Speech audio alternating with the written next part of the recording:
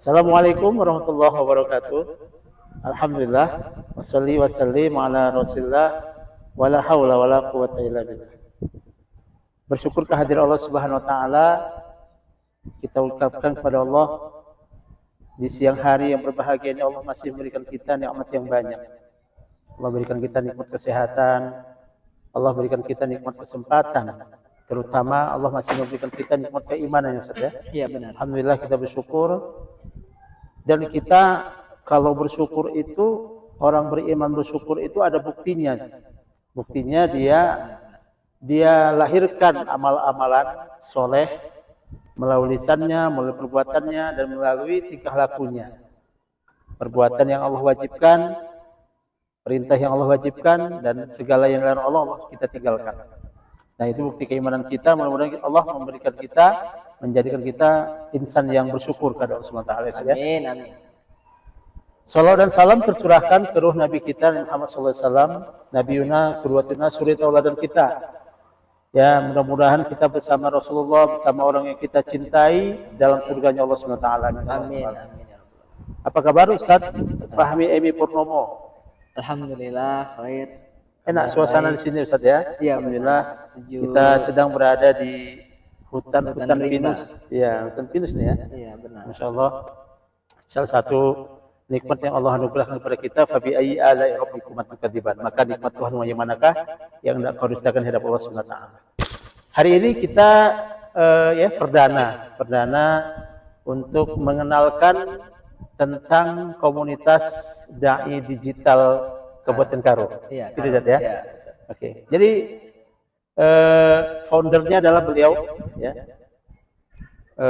Ustadz Fahmi Emi Purnomo. Jadi sebelum saya mau tanya Ustadz, Boleh, ya. boleh. Apalah menjadi cikal bakal Ustadz kok berpikir membuat satu komunitas dai digital ini? Ya. Sebelum saya ucapkan salam dulu. Assalamualaikum warahmatullahi wabarakatuh. Waalaikumsalam warahmatullahi wabarakatuh. Salam jua dan takrina. Mudah-mudahan kita sehat selalu dimanapun kita berada. Amin ya rabbal alamin. Amin ya rabbal alamin. Maka yang menjadi inspirasi saya, sebagaimana ditanyakan oleh Al-Mukarram kita, MC kita, Tuan Guru juga, Ustadz Muhammad Irwansyah Putra, SPDI SHI. Jadi inspirasi saya pertama, saya berpikir bagaimana dakwah ini sampai yang pada saat ini sekarang ini Ustaz, kita ketahui Ya. orang semua megang handphone. Anak baru lahir aja kalaupun ada handphone langsung tahu dia main handphone. Kadang-kadang lucunya ketika kita punya pengajian di Ustadz, Iya benar. kita asik dengan ceramah kita, Iya. jamaah asik dengan handphonenya. Ustadz. Iya benar. Masya Allah. Nah, jadi saya terinspirasi seperti itu. Asal saya ngisi pengajian, saya lihat bukan ustadznya yang wah, handphonenya yang wah. Iya benar-benar. Dulu kok zaman dulu saya sekolah, kalau udah tuan guru ataupun ustadz ataupun siapa itu, kalau yang datang mengisi tausiah, kita fokus mendengarkan. Tapi pada saat sekarang ini Ustadz, itulah kita lihat tadi seperti Ustadz bilang, jamaah asik dengan handphonenya juga. Benar. Jadi saya terinspirasi juga. Kita undang orang datang pengajian untuk pengajian, tapi tidak datang Ustadz. Iya. Nah, kebanyakan mereka ada yang di rumah aja, ada juga yang di kedai kopi, ada yang entah di mana Ustadz. Nah, Iya. jadi kebanyakan yang nggak datang itu megang handphone ya. Ada juga dia bermain TikTok, Iya. Instagram, Facebook ataupun medsos yang lain Ustaz. Benar. Makanya saya berpikir bagaimana ini ya? Sementara sekarang pelosok sampai ke ujung pelosok sana jaringan internet sudah ada Ustaz. Masya Allah. Jadi kan kalau kita datangi mungkin nggak cukup Ustaz. Waktu kita, Mungkin kalau bisa tubuh ini dibelah-belah, bisa jadi sampai sana. Tetapi saya berinspirasi, biarlah tubuh ini tidak sampai ke sana, tapi dakwah ini sampai ke pelosok negeri sana. Masya Allah. Nah, Jadi begitu ya saya cikal bakalnya ya. Jadi ternyata memang seperti kita sampaikan tadi, dalam forum pengajian juga orang pasti banyak handphone. Kemanapun orang punya aktivitas pasti handphone itu nggak pernah lepas.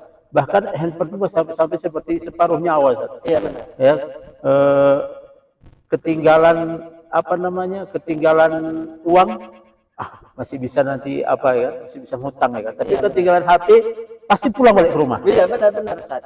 Karena bahkan uang tinggal yang 10 juta di rumah itu bisa diabaikan, tapi apabila handphone Iya. ketinggalan di rumah, itu bahkan rela dia jalan kembali lagi ke rumah, bahkan siapa yang berada sama mereka dimarahi. Oh, itulah kebanyakan menyalahkan orang kan gitu. Bapaknya dia pergi sama istrinya Ustaz. Nah, handphonenya tinggal. Nah, itulah nggak kami ingat-ingat tadi handphoneku kan tinggal jadinya kan balik lagi jadi. Dah, istri juga salah.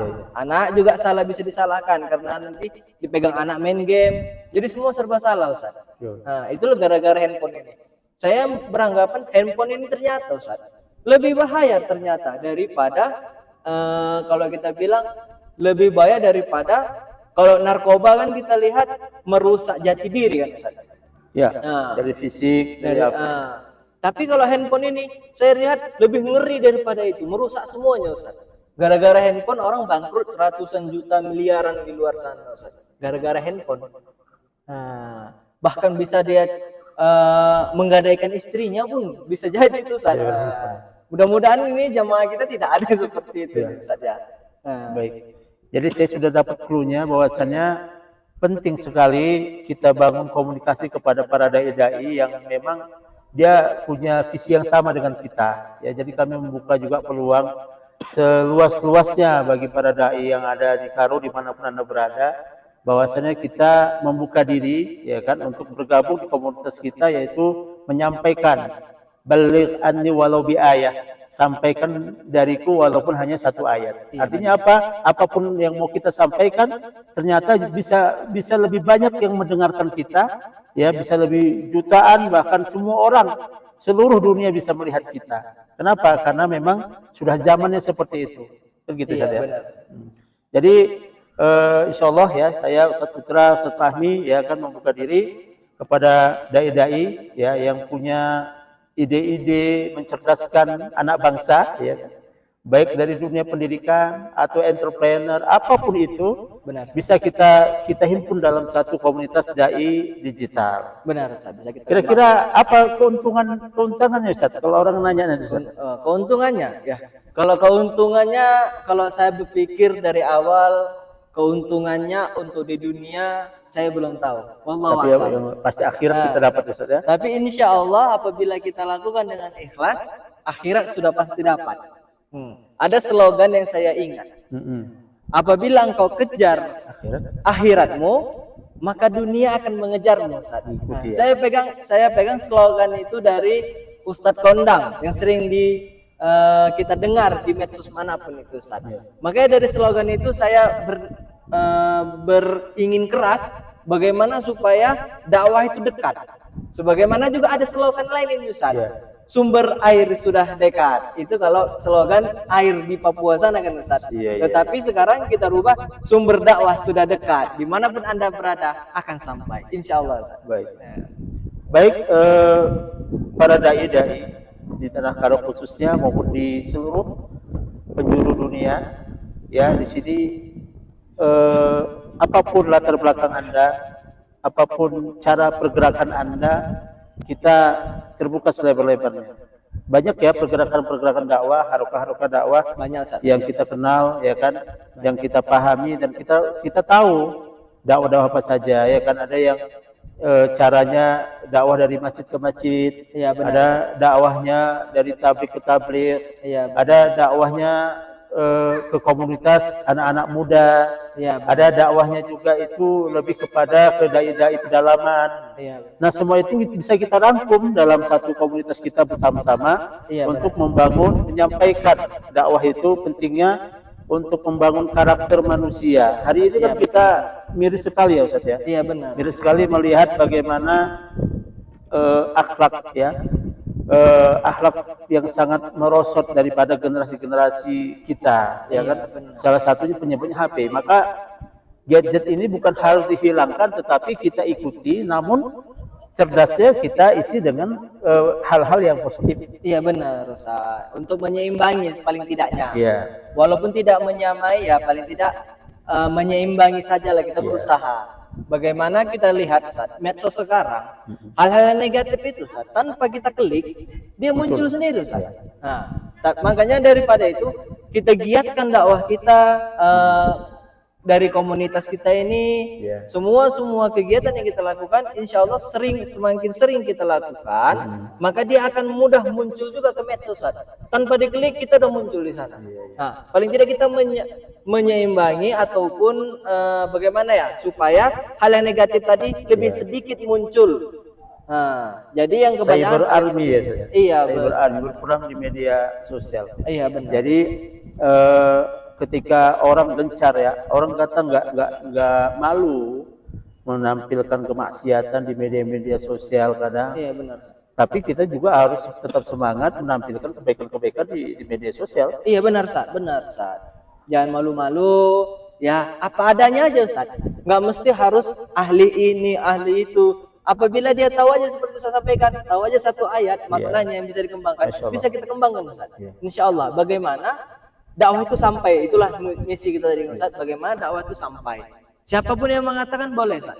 Nggak mesti harus profesor Ustaz. Benar. Nggak mesti harus dia S2, S3. Jadi kalau dia punya kemampuan, punya pengetahuan, insya Allah bisa kita kembangkan melalui komunitas kita ini Ustaz. Insya Allah. Alhamdulillah. Jadi ada satu titik terang dalam perjalanan dakwah. Dan ini kita sampai kepada dakwah akhir zaman. Iya benar. Dakwah akhir zaman itu sangat meresahkan dan sangat merisaukan.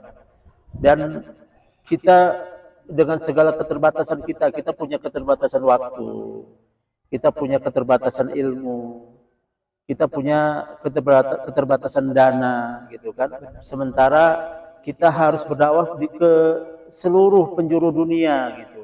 Benar, Ustaz. Nah, jadi sementara kalau ke penjuru dunia harus dibutuhkan tenaga, biaya, diri, harus tinggalkan keluarga dan sebagainya. Maka dengan seperti ini mungkin kita bisa lebih cerdas berdakwahnya, ya kan?